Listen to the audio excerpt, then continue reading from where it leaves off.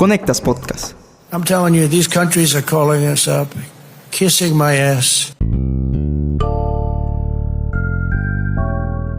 Donald Trump ve al mundo como el conjunto de países que abusan de Estados Unidos, y luego de decretarles aranceles, dijo que estaban en fila para besarle el trasero. Pero los mercados mundiales le contestaron con una crisis bursátil tan grave que lo obligó a suspender las medidas por 90 días, o sea que la amenaza de una recesión global no ha desaparecido. Esta semana en Tenemos que Hablar, ¿Trump le quiere poner la lápida al libre comercio?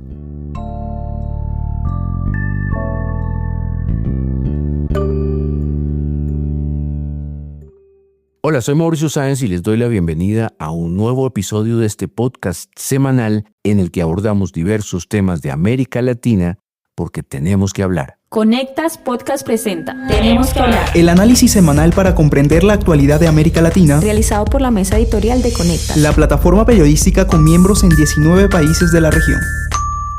La Argentina va a avanzar para readecuar la normativa de manera que cumplamos los requerimientos de las propuestas de aranceles recíprocas elaboradas por el presidente Donald Trump. Tomaremos todas as medidas cabíveis para defender as nossas empresas e os nossos trabalhadores brasileiros.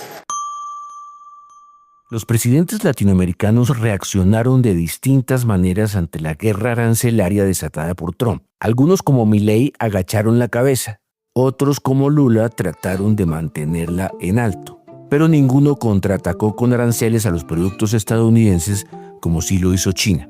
Para hablar sobre esta crisis del comercio mundial y sus repercusiones en América Latina, estamos con Leonardo Oliva, editor de Conectas. Hola, Leo. Hola, Mauricio. Gusto, como siempre, ser parte de este podcast. Leo, empecemos por actualizar la situación. Estamos grabando este podcast luego de que Trump suspendió por 90 días gran parte de los aranceles que había impuesto, salvo los de China. Eso significa una tregua de 3 meses, aunque ya prácticamente con este señor nunca se sabe qué puede ocurrir de un día para otro. Sí, nadie confía en Trump ya. Lo que está claro es que sigue vigente el arancel universal de 10% para todos los países y el arancel altísimo a los productos chinos que ayer Estados Unidos lo subió a 125%. China, por su parte, le ha impuesto hasta un 84% de ese arancel recíproco a las importaciones estadounidenses. Es un toma y daca muy duro y continuo, casi salvaje, aunque quizá termine en algún acuerdo, quién sabe.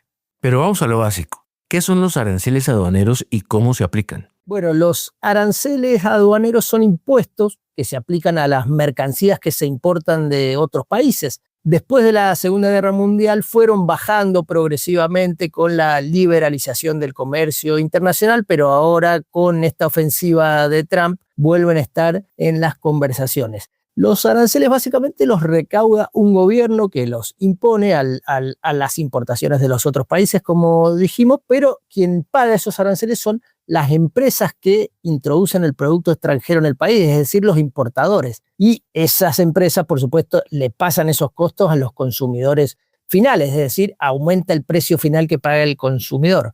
Normalmente el arancel es un porcentaje del valor del producto. Por ejemplo, el arancel que Estados Unidos le aplica a los productos chinos ahora será de 125%. Entonces, si un producto vale $10, tiene un recargo adicional de $12,5. Esto generó en la última semana un terremoto bursátil del que seguimos sintiendo las réplicas. El mismo que obligó a Trump a dar marcha atrás. Dijo que todos se estaban poniendo un poquito miedosos, pero la verdad es que ese miedo también llegó a su gobierno, aunque ahora estén diciendo que fue una jugada maestra del líder. Pero ¿qué hay detrás de esta guerra arancelaria desatada por Trump? Bueno, Trump está convencido que Estados Unidos era más fuerte en la era que precedió al libre mercado, es decir, previo a la Segunda Guerra Mundial o incluso antes, en el siglo XIX. También dice que el mundo se acostumbró a abusar de Estados Unidos y sobre todo acusa a China de esto. Entonces la solución que encontró es imponer estos aranceles para, en teoría, disminuir las importaciones que hace Estados Unidos y favorecer así el regreso de la gran industria pesada norteamericana. Es decir, que los productos que hoy se importan se fabriquen en Estados Unidos.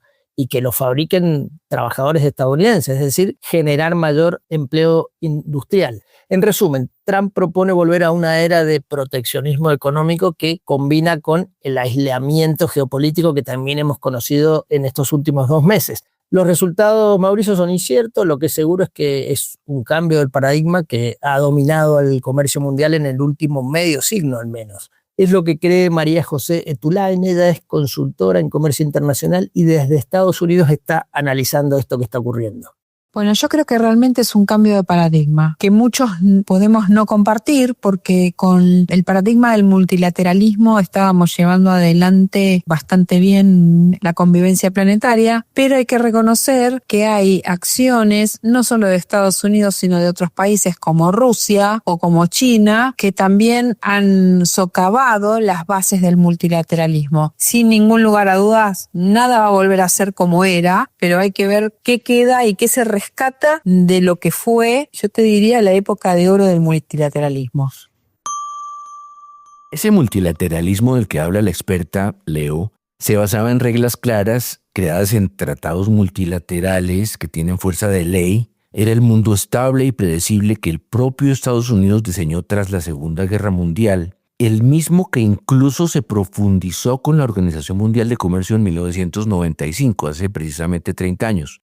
Ahora Trump quiere acabar con ese orden, el mismo que al fin y al cabo le permitió a ese país progresar enormemente en las últimas 7 u 8 décadas. Sí, eso es lo curioso. Algunos creen que se trata de un ataque inédito al libre comercio porque viene desde las mismas entrañas del capitalismo, porque a Trump no se lo puede tildar ni de socialista ni de izquierdista. Es un empresario multimillonario que ha hecho su carrera bajo las reglas del capitalismo más tradicional. ¿Y cómo explican entonces los expertos que quiera destruir esas reglas?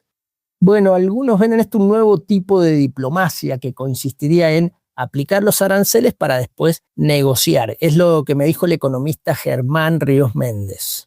Yo creo que los aranceles son más una arma de negociación que probablemente un cambio en el paradigma del comercio internacional. Pero sin embargo, pueden tener consecuencias de largo plazo importantes. Hemos visto que los aranceles se han utilizado no solamente para negociar temas comerciales, sino temas que tienen que ver con otras cosas, como por ejemplo inmigración, venta de petróleo o de repente castigar a algún país. Desde ese punto de vista, se utiliza como un arma, como una nueva diplomacia. Sin embargo, lo que es cierto es que, aunque te lleve a la negociación y puedas negociar a buen puerto, esto genera incertidumbre, y esta incertidumbre se puede reflejar en cambios estructurales en la manera de hacer comercio.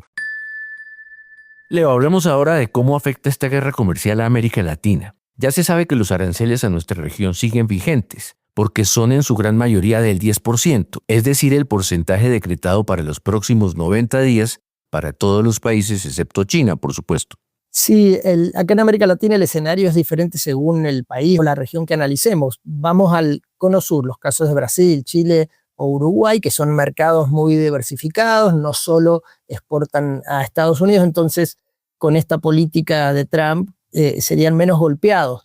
Algunos ponen en este mismo lugar a Argentina. Yo estoy en Argentina y te puedo decir que acá el contexto es mucho más difícil por la situación económica problemática crónica que tenemos, ¿no? Después está el caso de los países de Centroamérica, incluso de Colombia, donde el comercio internacional que tienen depende mucho más de Estados Unidos. Entonces, este arancel de 10% que por ahora se les aplicaría, si bien es bajo, ¿no?, golpea a determinadas industrias como, por ejemplo, lo relacionado con los agronegocios. Y después vienen, bueno, los casos de Nicaragua y Venezuela, que en principio se les habían aplicado aranceles del 18 y 15% respectivamente. Ahora, en principio, está claro que se les rebajó al 10%.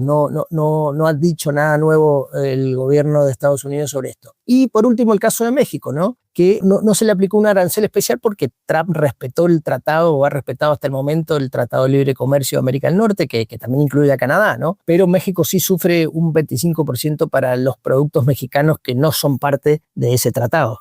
Bueno, pero uno podría decir que México es un caso aparte en la relación comercial con Estados Unidos. Y justamente para hablar sobre esto está con nosotros Mariel Ibarra, periodista del Hub de Conectas, especializada en temas económicos. Hola Mariel, bienvenida. Hola Mauricio, gracias por invitarme a ser parte de este podcast. Cuéntanos, Mariel, ¿cómo ha caído en México esta ofensiva de Trump contra las importaciones? En México, y viéndose en el espejo del mundo, la presidenta Claudia Sheinbaum, quien en este momento goza de una popularidad del 85%, la verdad es que ha sabido vender muy bien que México quedara fuera de los aranceles recíprocos impuestos por Donald Trump al mundo entero. La verdad es que la estrategia de la cabeza fría para no responder a las amenazas del presidente estadounidense, pues hasta ahora le ha resultado bien, porque si bien nuestro país se quedó con el 25% de aranceles al acero y al aluminio y otro 25% a los automóviles, la mandataria ha dicho que confía en que puede llegar a una muy buena negociación con Estados Unidos para bajarlos al 12%. ¿Y cómo lograr esto? Pues ella misma ha dicho que esto puede ser posible si México da mayores resultados en materia de combate al fentanilo. Y que dicho sea de paso, pues evidentemente ha sido uno de los principales reclamos de Trump hacia el gobierno mexicano. Pero a la par,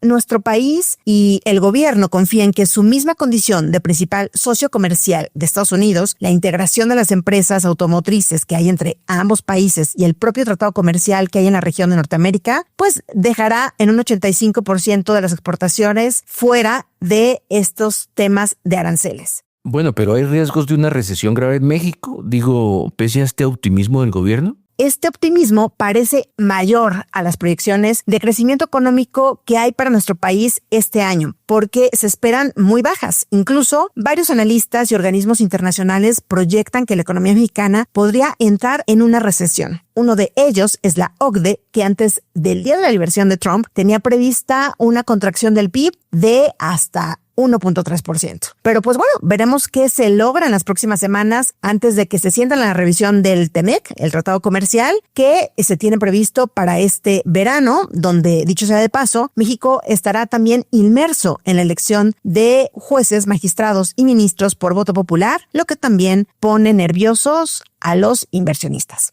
Esperemos que la situación no escale tanto por el bien de los mexicanos. Gracias, Mariel, por tu aporte. Siempre es un placer estar aquí. Saludos desde la Ciudad de México. Leo, esta historia que estamos contando apenas comienza. Es como si hubiera caído una bomba y todavía no sabemos ni la cantidad de víctimas, ni el tamaño de los daños, ni mucho menos si va a caer otra en cualquier momento. No, el escenario inmediato es de una incertidumbre total, incluso dentro de Estados Unidos, donde hubo masivas protestas el fin de semana pasado en muchas ciudades contra Trump, y hasta hay algunas grietas dentro del entorno del presidente. I hope it is agreed that both Europe and the United States should move, ideally, in my view, to a zero tariff situation. Ese era Elon Musk, ¿no? Pidiendo 0 aranceles entre Estados Unidos y la Unión Europea. Lo dijo antes de la marcha atrás que decidió el presidente, porque parece que Trump lo escuchó, porque a Europa le habían impuesto 20% y hoy por ahora tiene el arancel recíproco universal del 10%. Al fin y al cabo, Musk es antes que nada un empresario y los aranceles también lo afectan. Y eso además revela grietas en el consenso con la decisión de Trump, incluso entre algunos congresistas republicanos que ya no saben qué hacer porque su propia gente parece cada vez más impaciente con el costo de vida y con las idas y vueltas del presidente. Como decimos los periodistas, una historia en desarrollo. Gracias, Leo, por tu participación en este episodio. Pues nada, Mauricio, un placer como siempre. Saludos a la audiencia. Y a quienes nos siguieron, los esperamos en la próxima edición de este podcast semanal de Conectas, porque tenemos que hablar.